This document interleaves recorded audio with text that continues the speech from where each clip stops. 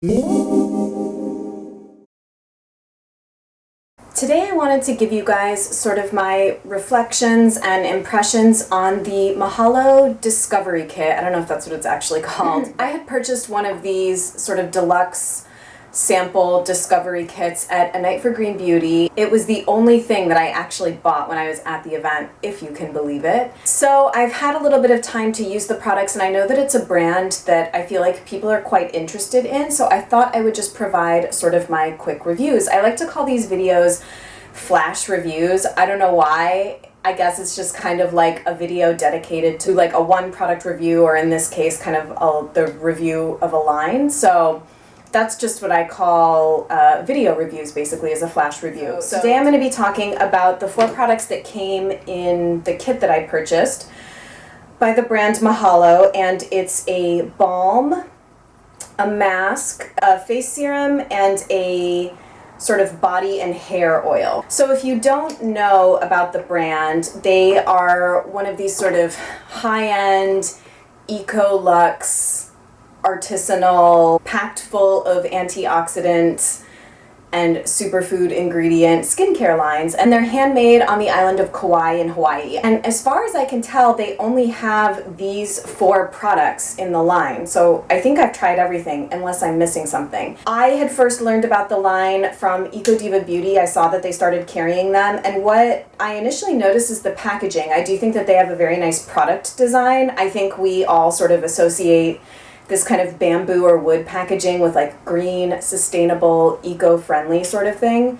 So I think that they did well in that sense, and I like the sort of gold detailing. Gold is one of my favorite colors. So anyway, I was sort of visually attracted to the brand first and foremost. I sort of decided to purchase these things on a whim. I hadn't tried anything. I had sort of heard really good things. I know that the mask and the Vacation Glow had come in a previous Beauty Heroes box over the summer. That was before I was tapped into that subscription box service.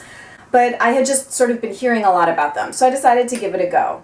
So I'll go sort of product by product, and then I'll give you kind of a broad overview of my impressions of the brand. So the first thing that I tried was the Vacation Glow. I think this actually showed up in a previous favorites video. It was sort of my favorite thing off the bat from trying. Now, this is marketed as a hair and body oil, and I think I've said in a previous video, but I'll reiterate here, this is very, very strongly scented, and for me, I would never put this on my body. It's very perfumed, and I almost would treat it as such. I would put a drop of this on my pulse points and rub it here and like on my neck maybe, but I would never put this all over my body.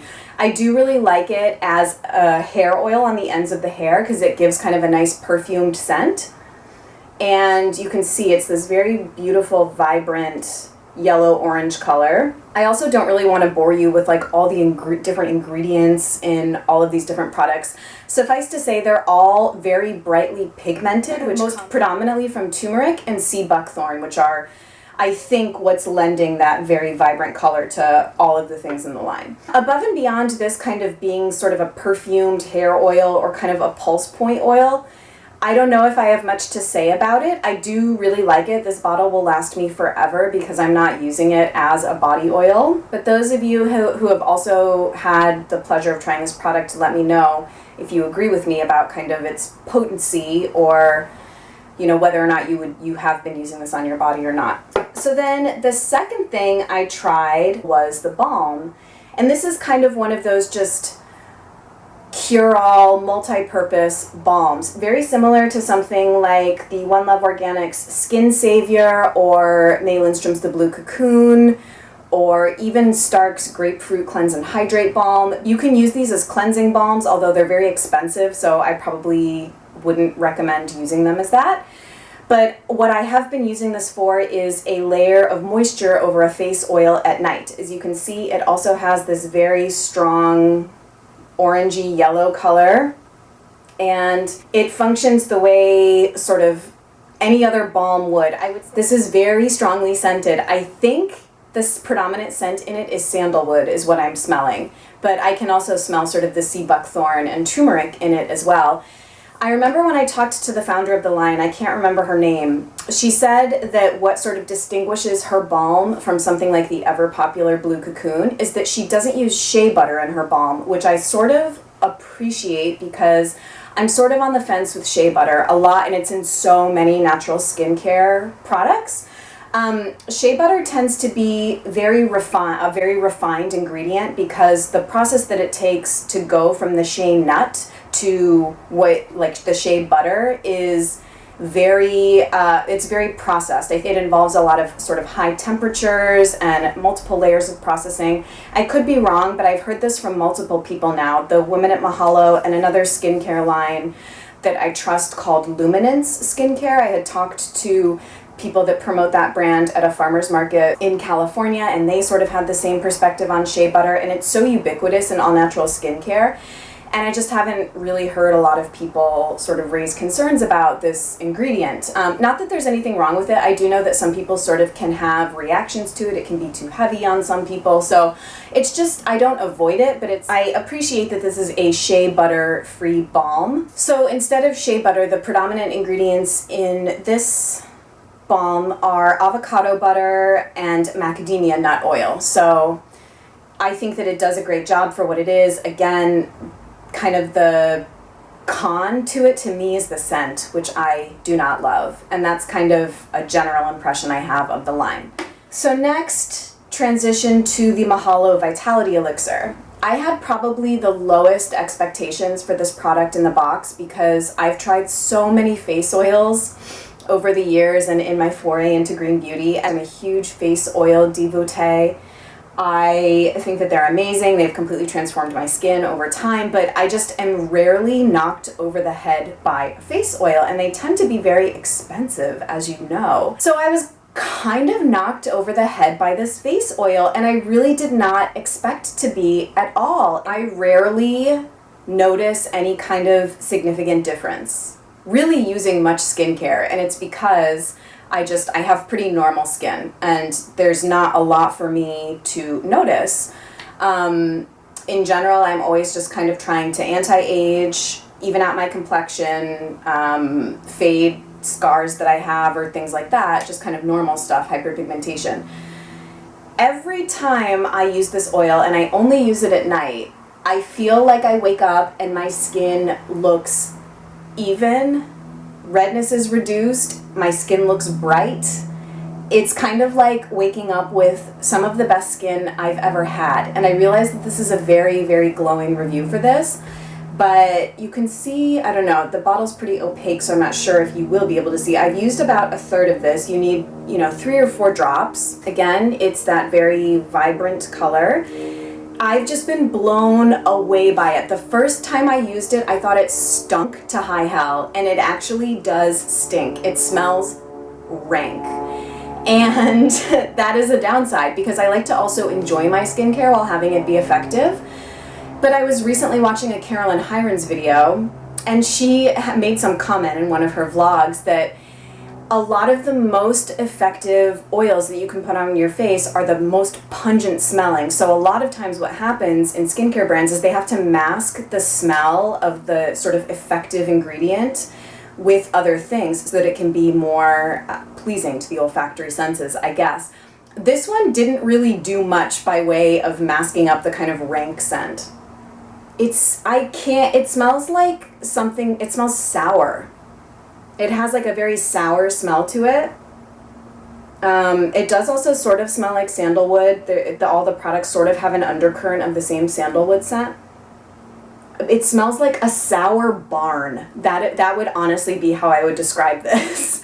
I know that that's like a horrible way to describe the scent, but it's juxtaposed. It's probably the most visibly effective face oil I've ever used. So I don't know really what to attribute it to. Some of the ingredients in here are tamanu oil, chia seed oil, turmeric, sea buckthorn, and geranium flower oil, and it does have coenzyme Q10 in it as well. I also didn't really mention, I think almost all the ingredients they use in their products are organic and sustainably harvested and certified, so very high quality stuff. So yeah, this stinks to high hell, but it's super effective, and that's what I have to say about it.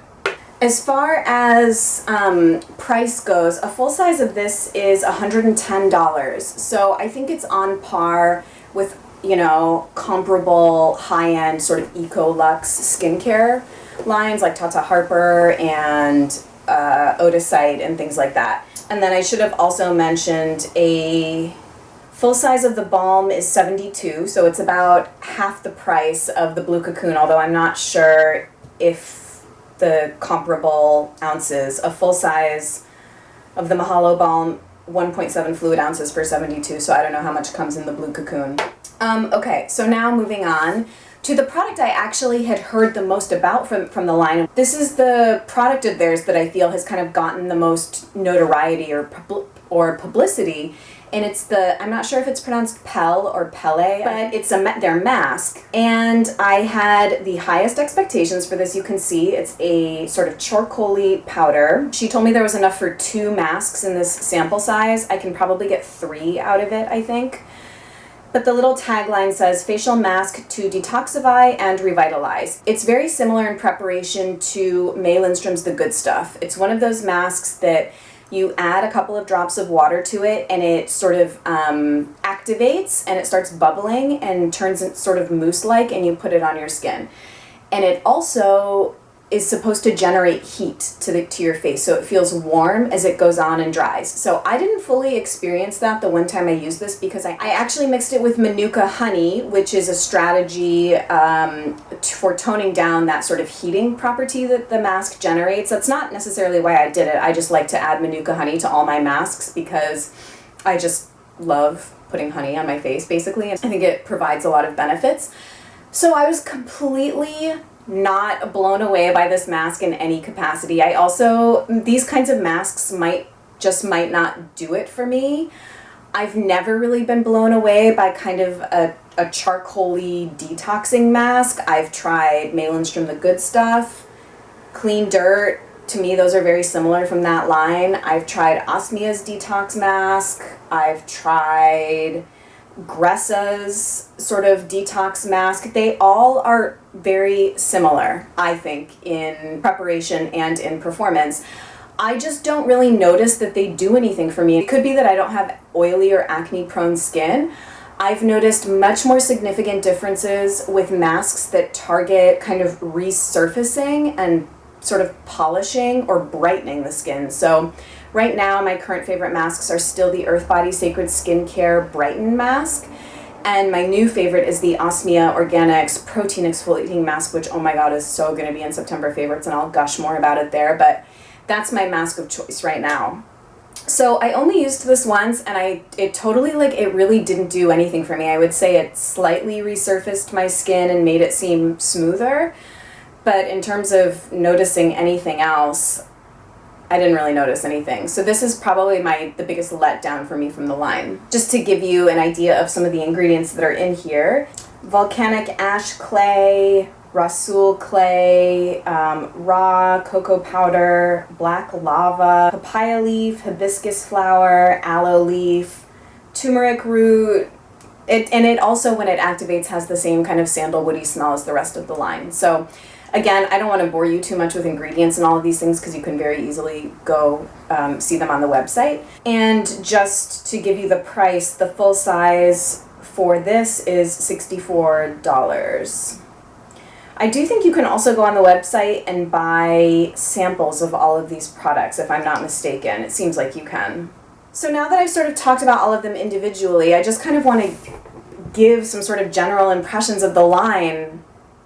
At first, in my first couple weeks of trying these things, I really didn't care for them, I think because I found the smell to be a huge turnoff. I still do find the smell to be kind of a turnoff, in all honesty. I really want my skincare to be both effective but also really kind of an indulgent experience, which is why I love Infior so much. I have a whole video dedicated to that skincare line. It's probably the most luxurious, amazing skincare line I've ever used. It's like perfume and skincare in one. But was I as wowed with the benefits to my skin as I was with this Vitality Elixir? Maybe not. So For me, this is the standout of these 4 products, and this is something I would probably invest money in because I just am really blown away by it. I think if you want to snag a sample of this, I would highly recommend trying it out if you're looking to just kind of brighten and even out your skin and just anti-age and fight signs of aging and all of that. I really, really, really recommend checking this out. The balm I think I could probably do without just because I prefer the Blue Cocoon in terms of smell and entire experience of the product, but I do think that these pair quite nicely together, but if you can stand the scent, I guess. The Vacation Glow I think is fine. I don't think it's like a necessary product at all. It's kind of a nice hair perfumed oil, or, you know, I'm not using it as a body oil, so I can't attest to it for that. And then the mask, to me, there's much more effective ones for my particular skin. So overall, I was very kind of surprised, I guess, by the line in certain senses, and I'm really glad I did decide to try them so that I could speak sort of intelligently about them as a line, because I feel like they've been popping up everywhere. If you have any questions, definitely let me know, or have had a different or similar experience with any of these things, I'd love to hear about it. And if you think that there's any other kind of skincare lines that offer similar deluxe sample discovery kits that you haven't heard me talk about, that you would like to hear me talk about, let me know and I will try and investigate and get my hands on those. Thanks as always for watching. You guys are thebomb.com, and I guess that's all I have to say. I'll see you in probably, I think, September favorites will be my next video. See you later. Bye.